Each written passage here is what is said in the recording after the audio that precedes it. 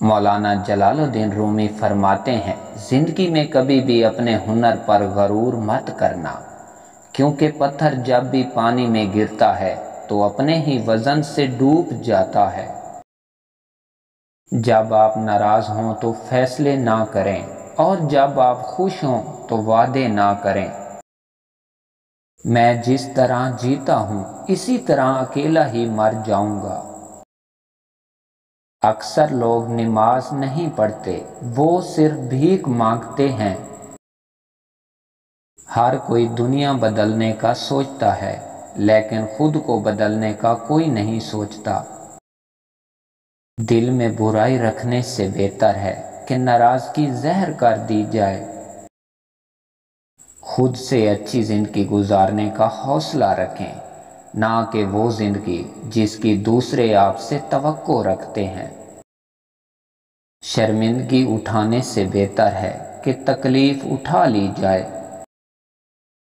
خوش رہنے کا صرف ایک ہی راز ہے، امید صرف اپنے آپ سے رکھو، کسی اور سے نہیں۔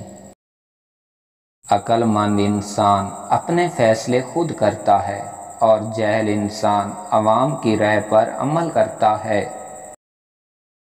اپنے دشمن کو 1000 موقع دو کہ وہ آپ کا دوست بن جائے، اور اپنے دوست کو ایک بھی موقع نہ دو کہ وہ آپ کا دشمن بن جائے۔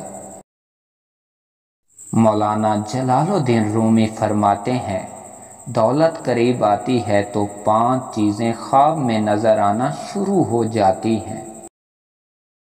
خواب میں ہاتھ سے آگ اٹھانا۔ نمبر 2، سر کے بال کٹے دیکھنا۔ نمبر 3، پہاڑ دیکھنا یا پہاڑ پر چڑھنا دیکھنا۔ نمبر 4، مچھلی دیکھنا یا مچھلی کھانا۔ نمبر 5، یا خواب میں تخت دیکھنا۔